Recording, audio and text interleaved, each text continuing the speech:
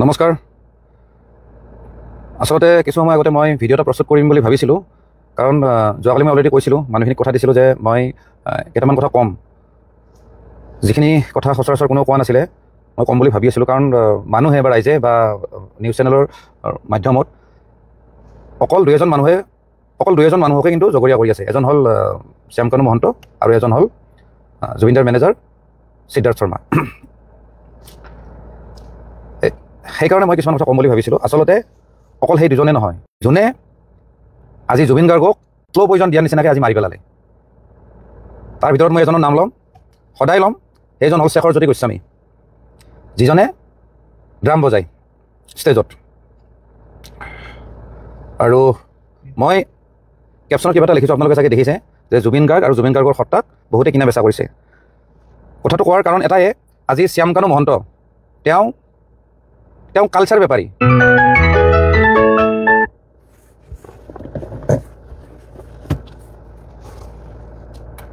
ৰ'ব দেই, মই যে ক'লোঁ তেওঁ হ'ল অসমীয়া সংস্কৃতিৰ বেপাৰী। তেওঁ অসমীয়া সংস্কৃতিৰ নামত অসমীয়াৰ আৱেগক লৈ তেওঁ বিজনেছ কৰে। তেখেতে এটা মন্তব্য দিছিলে, কৈছে যে জুবিন গাৰ্গে হেনো মানে ছিংগাপুৰত নিজে যাব ইচ্ছা কৰিছে। মই এটা কথা ভালদৰে জানো, জুবিন গাৰ্গ ইমান পাগল মানুহ নহয়। এই ছিংগাপুৰ নহয়, ঘেণ্টা, লণ্ডন আমেৰিকালৈ কোনো খাতিৰ পাতি নকৰে। এইবিলাক একো তেওঁৰ ইচ্ছা নাই। সেই মানুহজনক জোৰ জবস্তি নিয়া হৈছে। আজি শ্যামকানু মহন্তই এটা কথা ক'ব পাৰিব নেকি যে জুবিন গাৰ্গ নোহোৱাকৈ এই নৰ্থ ইষ্ট ফেষ্টিভেল পাতিব পাৰিব বুলি? নোৱাৰে। জুবিন গাৰ্গক লৈ তেওঁ সদায় বেপাৰ কৰে, কেতিয়াবা নৰ্থ ইষ্ট ফেষ্টিভেল, কেতিয়াবা ৰঙালী। আপোনালোকে সকলোৱে দেখিছে এই ৰঙালীত যোৱাবাৰ যিটো হ'ল খানাপাৰা ফিল্ডত, মদ খাই বাহুল্যামি, ফটুৱামি, লাষ্টত ক'ব জয় অসম, জয় জুবিন দা ক'ব। তাৰমানে মানুহৰ আৱেগক লৈ তেওঁলোকে বেপাৰ কৰে, এই শ্যামকানু মহন্তৰ নিচিনা মানুহে। আৰু মই আগতো দুটামান ভিডিঅ'ত কৈছোঁ যে জুবিন গাৰ্গৰ যিটো মেনেজমেণ্ট সেইটো হ'ল হিন্দীভাষী মানুহৰ। সেইকাৰণে মই এদিন জুবিন দাক সমালোচনা কৰি মই কৈছিলোঁ, জুবিন দাক সিদিনা সমালোচনা কৰিছিলোঁ যে আপুনি এই হিন্দীভাষী মানুহক মেনেজমেণ্টত নাৰাখিব। কাৰণ হিন্দীভাষী মানুহে আমাৰ অসমীয়াৰ আৱেগ বুজি নাপায়। তাহাঁত হ'ল বেপাৰী। তাহাঁতে ইয়াতে বেপাৰ কৰিছে, পইচা যেতিয়া হ'ব ঘৰত পঠাই দিব। তাহাঁতৰ অসমীয়াৰ আৱেগ লৈ কোনো মতলব নাই। সিহঁতে ইয়াতে টেম্পৰাৰী থাকে, ক'ৰবাত ফ্লেট কিনিছে বা ক'ৰবাত ভাড়াত আছে, মন গ'লে তাহাঁতে গুচি যাব। আপোনালোকে জানে বৰ্তমানৰ যিজন সিদ্ধাৰ্থ শৰ্মা, সি এজন মাৰোৱাৰী হয়, বিৰাট অসভ্য, বিৰাট হাৰামজাদা। কোনো এজন মানুহক ভাল সন্মান নকৰে সি। মোৰ কথা কোৱা নাই, মোৰ কথা পিছত কৈ বাৰু, সেইটো মই নকওঁ। কিন্তু অসমৰ ইমূৰৰ পৰা সিমূৰৰ পৰা যিমান ল'ৰা ছোৱালী জুবিন দাক লগ কৰিব আহে, তাহাঁতে বেয়া ব্যৱহাৰ কৰে। সিহঁতে জুবিন দাক সিহঁতৰ বাপেকৰ সম্পত্তি বুলি ভাবে। সেইজন এজন মহা অসভ্য। সি এইখিনি কথা জানিব লাগে যে জুবিন দাই আজি কিমান পেক খাইছে, কেতিয়া শুব লাগে, এখন পিছদিনাখন শ্ব' আছে, কিবা আছে, হেল্থটো যে কিমানখিনি বেয়া, কি ধৰণে তেওঁক মেইনটেইন কৰিব লাগে, সেইটো মেনেজাৰৰ দায়িত্ব হ'ব লাগে। কিন্তু সি ঢকৰাৰ খালি পইচা লাগে, তাৰ বেলেগ কথা কোনো মতলব নাই। তাৰ বছ আছিলে, আপোনালোকে চাগে জানে, তাৰ বছ আছিলে, তাৰ মালিক আছিলে তাৰচেম মিত্তাল। সেই তাৰচেম মিত্তালে জুবিন গাৰ্গক মেনেজ কৰিছিলে প্ৰথম সেইজন প্ৰথম মাৰোৱাৰী। কিন্তু যেতিয়া সেই তাৰচেম মিত্তালে যেতিয়া সুবিধা পালে, তেতিয়া বম্বে গুচি গ'ল। এতিয়া জুবিন গাৰ্গৰ হেৰি বুলি মতলব নাই। তাৰপিছত কুকুৰ এটা চাব দি গৈছে, এই সিদ্ধাৰ্থ শৰ্মা নামৰ কুকুৰটোক চাব দি গৈছে যে তই চাই থাক, এতিয়া মইতো মালটো কামালোৱে, মই এতিয়া বম্বে যাম, মই এতিয়া সিফালে লুটিম, এতিয়া তই লুটি থাক। সেইকাৰণে মই কৈছোঁ, এই অনা অসমীয়াবিলাকে জুবিনদাৰ আৱেগ লয় আৰু অসমীয়াৰ আৱেগ লৈ বেপাৰ কৰে। লগতে এটা মই কথা কওঁ, আজি মেইন পইণ্টটো মই ক'ব আহিছোঁ। আপোনালোকে লাগিলে ইয়াৰ পৰা স্ক্ৰীণ ৰেকৰ্ডিং কৰিব, আৰু নহ'লে যদি বেয়া নাপায় আপোনালোকে এই লাইভটো শ্বেয়াৰ কৰিব প্লিজ। একদম মই সঁচা কথা ক'ব যাব লৈছোঁ। জুবিন গাৰ্গক মোটামুটি 2011-12 পৰা ধ্বংস কৰা মানুহজন হ'ল শেখৰজ্যোতি গোস্বামী। সেই কুকুৰটোৰ নাম কিন্তু ছ'চিয়েল মিডিয়াত অহা নাই, কোনো নিউজ চেনেলতো অহা নাই, এনেই জাষ্ট আহিছে। কিন্তু তেওঁৰ এগেইনষ্টত কিন্তু কোনো কেছ নাই, কোনো এফআইআৰ নাই কোনো থানাত। মেইন কালপিট সেইজন। মই কৈছোঁ, আৰু আপোনালোকে যদি জানে যে মই মিছা কথা নকওঁ, মই কৈছোঁ জুবিন গাৰ্গক ধ্বংস কৰা, জুবিন গাৰ্গৰ গোটেই লাইফ জাৰ্ণিটো ধ্বংস কৰা মানুহজন হ'ল শেখৰজ্যোতি গোস্বামী। মই য'তে ক'ব লাগে তাতে ক'ম। এই শেখৰজ্যোতি গোস্বামীয়ে জুবিনক লাহে লাহে ধ্বংস কৰি দিছে। জুবিনৰ গোটেই কেৰিয়াৰ, সেই কেৰিয়াৰৰ পৰা এই কেৰিয়াৰ আনিছে। আপোনালোকক মই কৈ আছোঁ, আপোনালোকে জানে যে জুবিন দা, চৰি দেই মই মাজে মাজে জুবিন দাক কৈ আছোঁ, মাজে মাজে জুবিন দা কৈ আছোঁ। মই কথা ক'ব নাজানো, কিন্তু তেওঁৰ প্ৰতি ৰেচপেক্ট মোৰ সদায় আছে। মই কথাটো ক'ব লাগিছোঁ, জুবিন দা মানে এনকে প্ৰডাকশ্যন আছিল, দেৱ বৰকটকীৰ, আৰু এনকে প্ৰডাকশ্যন মানে হ'ল জুবিন দা। কিন্তু আপোনালোকে জানে যে এনকে প্ৰডাকশ্যনৰ লগত জুবিনদাৰ সম্পৰ্ক নাই। সম্পৰ্ক কোনে বেয়া কৰিলে আপোনালোকে জানেনে? যদি নাজানে মই কৈ আছোঁ, সেইজন হ'ল শেখৰজ্যোতি গোস্বামী। যিদিনাৰ পৰা NK প্ৰডাকশ্যনৰ লগত ৰিলেশ্যন বেয়া হৈছে সেইদিনাৰ পৰা কিন্তু জুবিনদাৰ বেয়া দিন ষ্টাৰ্ট হৈ গৈছে। NK প্ৰডাকশ্যনৰ ষ্টুডিঅ'ত এখন ৱালত জুবিনদাই কিবা এটা ছবি আঁকিছিলে, সেই ছবি আঁকাক লৈ এই শেখৰজ্যোতি গোস্বামীয়ে লগাই দিছে দেৱ বৰকটকীক। তাৰপিছত দেৱ বৰকটকীয়ে কিবা ক'লে, খঙত কিবা কৈ দিলে, সেই কথাটো আকৌ শেখৰজ্যোতি গোস্বামী আকৌ জুবিনদাক লগাই দিছে যে দেৱ বৰকটকীয়ে এনেকুৱা কৈছে বুলি। সেই দুইজনৰ মাজত ৰিলেশ্যন বেয়া কৰা মানুহটো হ'ল শেখৰজ্যোতি গোস্বামী। তাৰপিছত জুবিনদাৰ লগত কথা পাতি কৈছে যে বেলেগৰ ষ্টুডিঅ'ত কিয় গাব লাগে, আপোনাৰ নিজৰ ষ্টুডিঅ' খোলক গুৱাহাটীত। তাৰপিছত জুবিনদাই সেই য'চতে বম্বেৰ ষ্টুডিঅ' ভাঙি আনি পেলাই গুৱাহাটীত ষ্টুডিঅ' খুলিছে।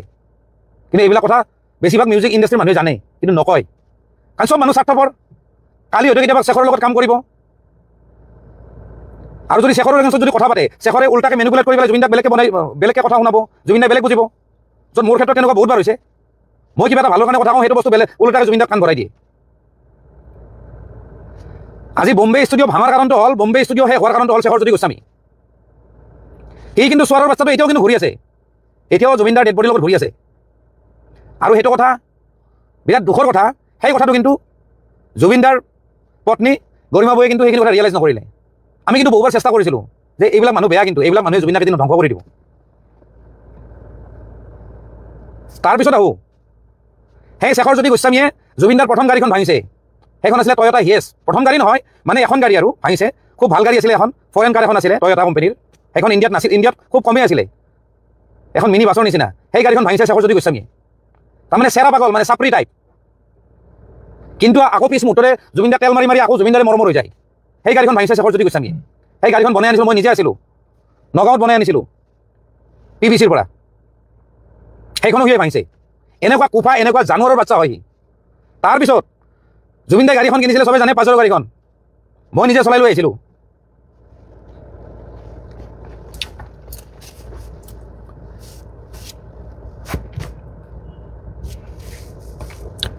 আৰু সেই গাড়ীখনো ভাঙিছে এই শেখৰজ্যোতি গোস্বামী। চলি থকা গাড়ীখনৰ পৰা সি চুদিৰ ভাই, সি জাপ মাৰি সি মানুহৰ ঘৰ খুন্দিয়াইছে। সেই গোটেই গাড়ীখন বৰবাদ কৰি দিছে জুবিনদাৰ গাড়ীখন। তাৰপিছত মই গাড়ীখন ভাল কৰিব নিছিলোঁ, তাৰপিছত কিন্তু মোকে বদনাম দিছে, মই বোলে পইচা খাইছোঁ বোলে। সেই ছোৱাৰৰ বাচ্চা সেই শেখৰে কয়। কিন্তু মই আপোনালোকক ক'লোঁ, জুবিন গাৰ্গক তিলকে মাৰা মানুহটো হ'ল শেখৰজ্যোতি গোস্বামী। মই যেতিয়া লগত আছিলোঁ, মই নিশ্চিত ভাবি আছিলোঁ, না মই কিবা মেনেজাৰ আছিলোঁ, না মই কিবা আছিলোঁ। মোৰ ওচৰত দোকান, জুবিনৰ ওচৰত ঘৰ। কিন্তু এই পেক মদ খাই, কিমান ভাত খাই, চব চাই থাকোঁ। আমি বুদ্ধি কৰি মদৰ গিলাচবিলাক চাইড কৰি দিম, তাৰা জুবিনদাক কেনেকৈ জীয়াই ৰাখিব লাগে আমি চেষ্টা কৰিছিলোঁ। এই ছোৱাৰৰ বাচ্চা আহি মাৰিছে, কিন্তু তাতে উঠাই মাৰিছে জুবিনদাক। এই শেখৰজ্যোতি গোস্বামী। আপোনালোকক কওঁ, জুবিনদাৰ বেণ্ডটো কিমান ডাঙৰ বেণ্ড আছিলে, জুবিনদাৰ মিউজিচিয়ানখিনি কিমান ভাল মিউজিচিয়ান আছিলে, চব সেই বেণ্ডক ঠান বান কৰি ভাঙি পেলাইছে এই শেখৰজ্যোতি গোস্বামী। আপোনালোকে যদি কাৰোবাক যদি চিনি পাই নহয়, আপোনালোকে সুধি ল'ব, যিমানবিলাক মিউজিচিয়ান আছে তাহাঁতক সুধি ল'ব, জুবিনদাৰ বেণ্ডটো গোটাই ভাঙি পেলাই চেছ কৰি দিছে। সেই ৰাবুদা তাতে জুবিনদাই প্ৰথম ৰিহাৰ্চেল কৰিছে। সেই ৰাবুদাক জুবিনদাই লৈ আহিছিলে, কিন্তু ৰাবুদাক উলিয়াই দিছে সেই ডাঙৰ এই শেখৰজ্যোতি গোস্বামী পলিটিক্স কৰি কিনে। তাৰপিছত সোমাইছে সেই পাৰ্থ বেতলাক, সিহঁতৰ মাদাৰ চুৰি ছোৱাৰৰ বাচ্চা এটা। এই শেখৰে চব বেণ্ড ভাঙি দিছে। আজি শান্তনু বৰুৱা গীটাৰিষ্ট, কোনে উলিয়াই দিছে? শেখৰজ্যোতি গোস্বামী উলিয়াই দিছে। ভাল মানুহখিনিক চব আউট কৰি দিছে। বাকী গোটাই হাৰামৰ বাচ্চাবিলাকে আছে তাতে, অকল স্বাৰ্থপৰ তাতে, খালি জুবিনৰ পৰা লুটিব লাগে। জুবিন গাৰ্গৰ ফেঞ্চত আমি পইচা পাব লাগে, আমাক ইমান পে'মেণ্ট কৰিব। ভাল মানুহবিলাকক চব চাইড কৰি দিছে। সেই হাৰামীৰ বাচ্চাটোৱে জুবিনৰ ঘৰৰ পৰা বস্তু চুৰ কৰে, নোকোৱাকৈ বস্তু লৈ যায়, ষ্টুডিঅ'ৰ বস্তু লৈ পেলাই সি ঘৰত লগাই দিয়ে। সিমানখিনি মই জানো। সি ছোৱাৰৰ বাচ্চাটোৱে চালা। আজি ডেটত তাতে মই সকলোৱে কৈ আছে যে শ্যামকানু মহন্ত দায়ী। মোৰ মতে শ্যামকানু মহন্তৰ ইমান দোষ নাই। সি এটা বেপাৰী মানুহ। সি এগ্ৰিমেণ্ট কৰিছে যে মই অৰ্গেনাইজ কৰিছোঁ, মই এখন ফেষ্টিভেল পাতিছোঁ, তোমালোকে আহা। দায়িত্ব কাৰ হ'ব লাগে? লগত থকা মানুহকেইটাৰ। ক'ৰবাত যদি শ্ব' কৰিব গৈছে, যিজন মেনেজাৰ আছে তেওঁৰ দায়িত্ব। কিন্তু জুবিনদাৰ যিটো সেইটো পাগলামি, যিটো বাচ্চাৰ নিচিনা যিখিনি সি কাম কৰে, কৰিব নলগা যিখিনি কাম কৰে, ধৰক সাঁতুৰিব গৈছে, কিবা গৈছে, সেইখিনি সময় ঠিক আছে, মেনেজাৰৰ দায়িত্ব। কিন্তু গুৱাহাটীত কি কৰি ফুৰে, জুবিনদাক কেনেকৈ উচতাই থাকে, জুবিনদাক যে শ্ল'লি যে ধ্বংস কৰিছে, সেইবিলাক হ'ল এই শেখৰহঁতৰ নিচিনা মানুহে। আৰু শেখৰৰ এগেইনষ্টত কোনো কথা নাপাতে। কিয় জানে? এই মিউজিচিয়ানবিলাক, এই বাকী যিবিলাক ছিংগাৰ আছে, তাহাঁতে ভাবে যে শেখৰৰ লগত ৰিলেশ্যন বেয়া হ'লে মোৰ জুবিনৰ লগত ৰিলেশ্যন বেয়া হ'ব, মই ক'ৰবাত কাম নাপাম, মোক গান বনাই দিব। শেখৰ হ'ল এজন কম্প'জাৰ, কিন্তু সি গোটেই ধ্বংস কৰিছে। যিমান বেয়া কামত আছে সি আগুৱাই দিয়ে এই শেখৰজ্যোতি গোস্বামী। তাৰ বডি লেংগুৱেজ চাব, চাপৰিতকৈ অধম সি ছোৱাৰৰ বাচ্চাটোৰ। কিন্তু আজি বিৰাট দুখ লগা কথা যে শেখৰজ্যোতি গোস্বামীৰ কথা কোনেও উলিওৱা নাই। আজি যিমানখিনি মানুহ আছে অসমত, যোনে যোনে যোনে লগ কৰিব আহে জুবিন দাক, যিমান ফেন আছে অসমৰ চবে জানে যে শেখৰ নামৰ এটা অভদ্ৰ এটা আছে তাতে, বাকীবিলাকতো কিছুমানটো আছে তাতে, সিহঁতেতো নিজকে জুবিন গাৰ্গ বুলি ভাবে। আৰু জুবিন গাৰ্গক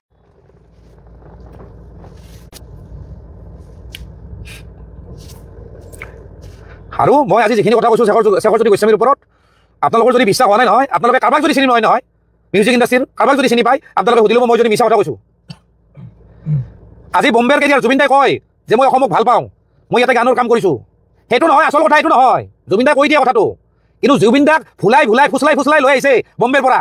আজি সেই ষ্টুডিঅ' ভাঙি ইয়াত আনিছে। মই গৈছোঁ, মই বম্বেৰ ষ্টুডিঅ'ত মই গৈছোঁ, মই জুবিন দাৰ ঘৰত আছোঁ বহুতবাৰ, মই চব জানো এইবিলাক।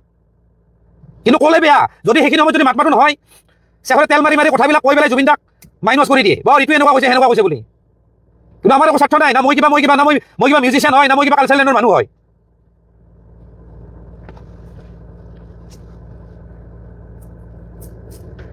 লুটি পুটি খাইছে এই শেখৰ হতৰ নিচিনা মানুহ, লুটি পুটি খাইছে।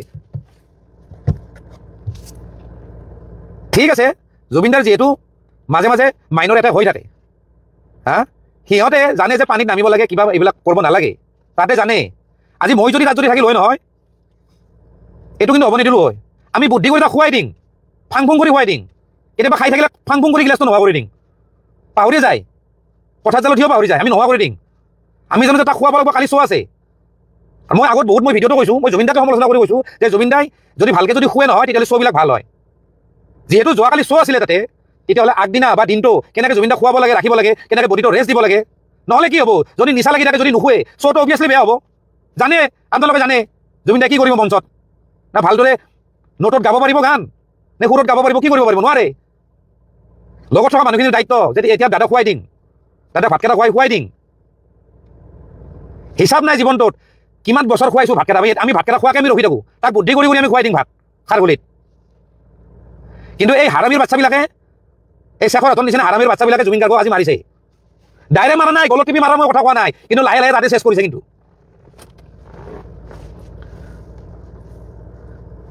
বহুত কথা। আজি কোনোবা যদি ছোৱালী যদি জুবিন দাক যদি লগ কৰিব আহিব নহয়, সুবিধাটো তাতে আগতে লয়, বেয়া সুবিধাটো তাতে লয়। কোনোবা যদি নতুন যদি ছিংগাৰে যদি জুবিন দাক যদি গান যদি গোৱাব আহে নহয়, সুবিধাটো তাতে ল'ব যে মই কামটো কৰাই দিম, মই ইমানখিনি পইচা লাগিব। গোটেই বেপাৰ সিহঁতে কৰে, সেই হাৰামীবিলাকে। জুবিন দাইটো গমেই নাপায়।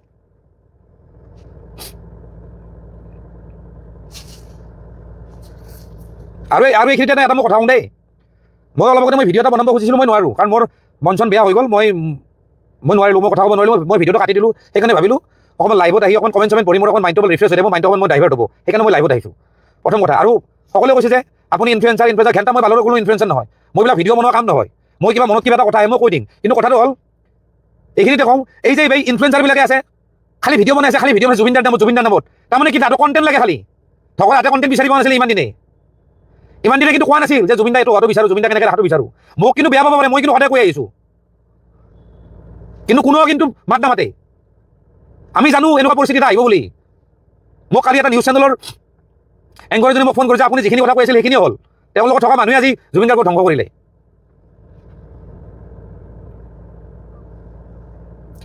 কিছুমান পডকাষ্ট চেনেল আছে, কোনোবাই এইবিলাক যে পডকাষ্ট চেনেলবিলাক যে আছে, তাতে কিবা আগতে কিবা ক্লিপ বজাইছিল, তাৰে ক্লিপবিলাক কাটি এতিয়া দি আছে। আৰে তহঁতৰ কি কণ্টেণ্ট লাগে নেকি? খালি আগৰ কিবা কাটি সেইবিলাক খালি বনাইছে, তাৰমানে কি এতিয়া মানে জুবিন বজাই থাকিব লাগে, খালি ফেচবুক খানত পোষ্ট কৰি থাকিব লাগে খালি। আৰে কিবা মনৰ কথা আছে যদি ক, কিবা যদি আছে কিবা ভাল কথা কওঁ, আগৰ পুৰণা বস্তুবিলাক বজাই দিব, তাতো মানে ভিউজ লাগে, কণ্টেণ্ট লাগে, চোৱাৰ বাচ্চা মাক। সেইকাৰণে মই ভিডিঅ' বনোৱা নাই।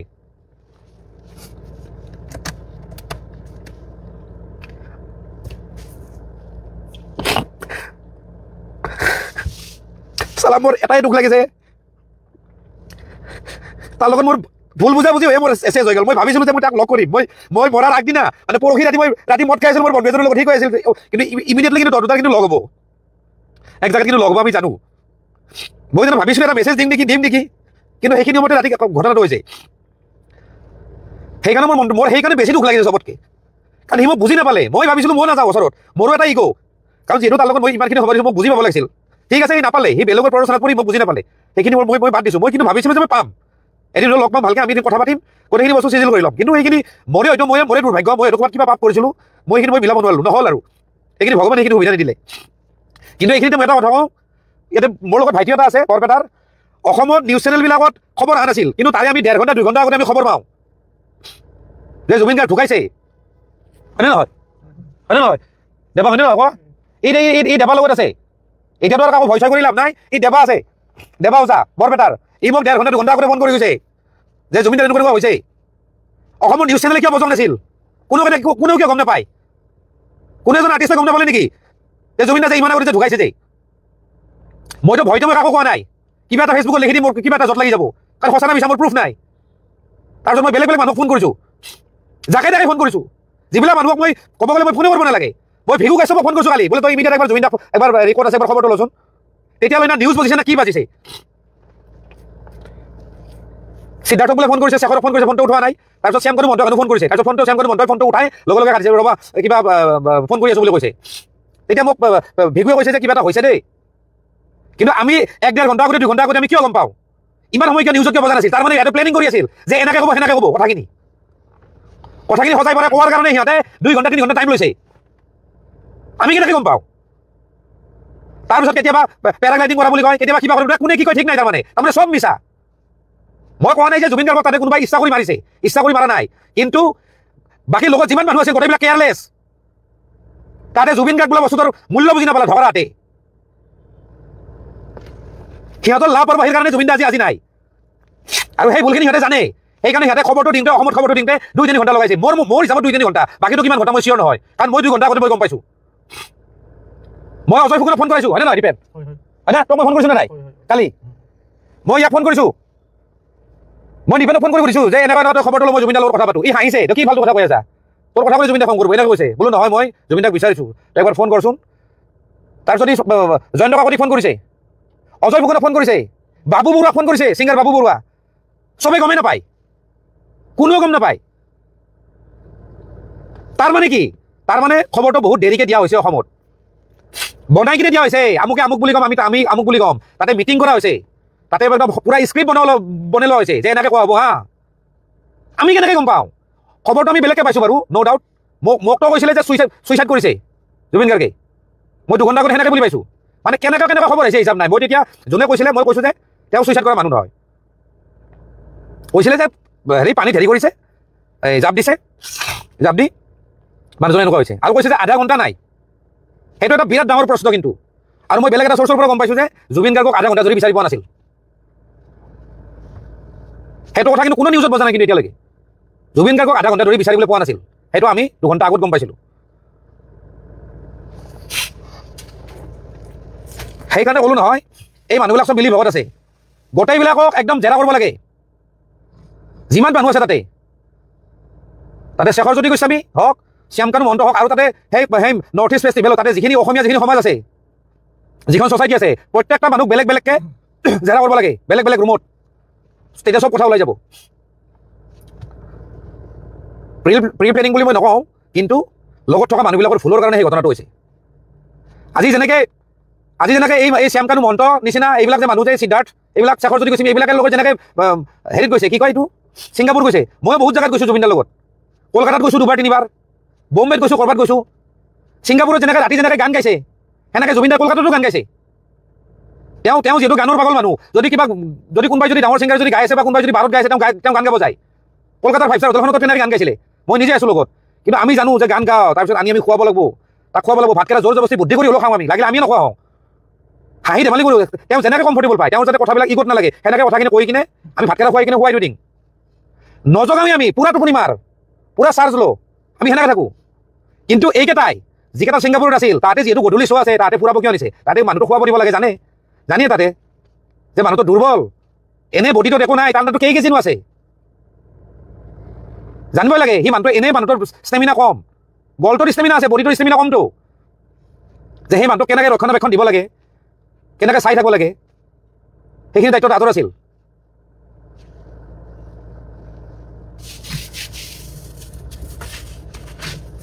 শ্যামকানু মহন্তই কয় যে জুবিন গাৰ্গে নিজে ইচ্ছা কৰিছে, আৰু কৈছে যে কি কয় এইবিলাক মানে ফৰেন মানে এইবিলাক হেৰিবিলাকৰ কাৰণে বিজনেছৰ কাৰণে মিটিং হৈছে, মানে ইম্পৰ্ট এক্সপৰ্টৰ মানে লগতে সেইখিনিও কৰিব। আৰে যদি গুৱাহাটীত যদি সেই নৰ্থ ইষ্ট ফেষ্টিভেল পাতে, ফৰেন ক্লায়েণ্ট নাহিব নেকি? বিজনেছ ডিল নহ'ব নেকি? আমি ইয়াৰ পৰাও কৰিব পাৰোঁ। ইমান কোটি কোটি টকা খৰচা কৰি যদি বাহিৰত যদি উৰাব পাৰে পইচা, গভৰ্ণমেণ্টৰ পইচা যদি উৰাব যে পাৰে, সেইখিনি পইচা কিন্তু ইয়াতে যদি খৰচা কৰোঁ নহয়, সেই পইচা দি ইফালে সেই পইচা দি ইয়াতে শ্ব' হ'ব আৰু বাহিৰৰ যিমান ক্লায়েণ্ট কোন হয় আৰু বাহিৰৰ ক্লায়েণ্টবিলাকক আনি ইয়াতে ফ্লাইটৰ ভাড়া হোটেলৰ ভাড়া দি পেলাই ৰাখিব পাৰি আৰামছে 5 ষ্টাৰ ফেচিলিটিত ইয়াতো আমাৰ 5 ষ্টাৰ হোটেল হৈ গ'ল প্ৰব্লেমটো কি কিন্তু বাহিৰত কিয় কৰিব লাগে এই চেৰা বাগলামি কৰিব যায় মদ খাব যায় এই শ্যামকানু মহন্তৰ নিচিনা এইবিলাক মানুহে যাব তাতে বাহুল্লামি কৰিব মদ খাব আৰু জুবিন গাৰ্গক উঠাই দিব জুবিন গাৰ্গক যেনেকৈ ৰাখে সেনেকৈ মানুহ পানীৰ নিচিনা মানুহ সি নিজে কয় পানীৰ নিচিনা মানুহ আলুৰ নিচিনা মানুহ সি আমি যিটো পৰিৱেশত আমি থাকিম যেনেকৈ ৰাখিম সিও সেনেকুৱা পৰিৱেশত হৈ যায় আমি যদি বাহুল্লামি কৰোঁ আমি যদি মদে খাই থাকোঁ সিও মদ খাব আমি যদি পৰিৱেশটো এনেকুৱা ক্ৰিয়েট কৰোঁ যে নাই মদ এতিয়া নহয় এটা টাইমত অলপ ৰাতি খালী হ'ল দেহাটোও ঠিক থাকিল মাইণ্ডটো অলপ ৰিফ্ৰেছ হ'ল সেই পৰিৱেশটো সিহঁতে ক্ৰিয়েট কৰিব লাগে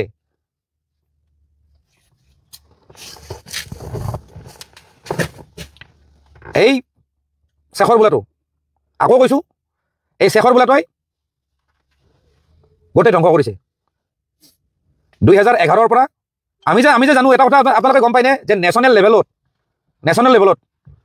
জুবিন গাৰ্গক বাহিৰৰ মানুহে নাজানে আমি অসমীয়া মানুহখিনি ভালকৈ জানো মই আগতে বহুত মই ছাৰ্ভে কৰিছোঁ বম্বে চম্পেত মই ঘূৰিছোঁ মই জুবিন দাৰ লগত নিজে কৈছোঁ বলিউডৰ গোটেই ষ্টুডিঅ' মই দেখা পাইছোঁ যিমান ডাঙৰ ষ্টুডিঅ' আছে বিশেষকৈ মিউজিকেল ষ্টুডিঅ'বিলাক মই দেখিছোঁ তাতে কিন্তু বাহিৰৰ হিন্দী ভাষী মানুহবিলাকে জুবিন গাৰ্গ বুলি নাজানে জুবিন বুলি ক'লে লগে লগে জুবিন নটিয়ালৰ কথাই ভাবে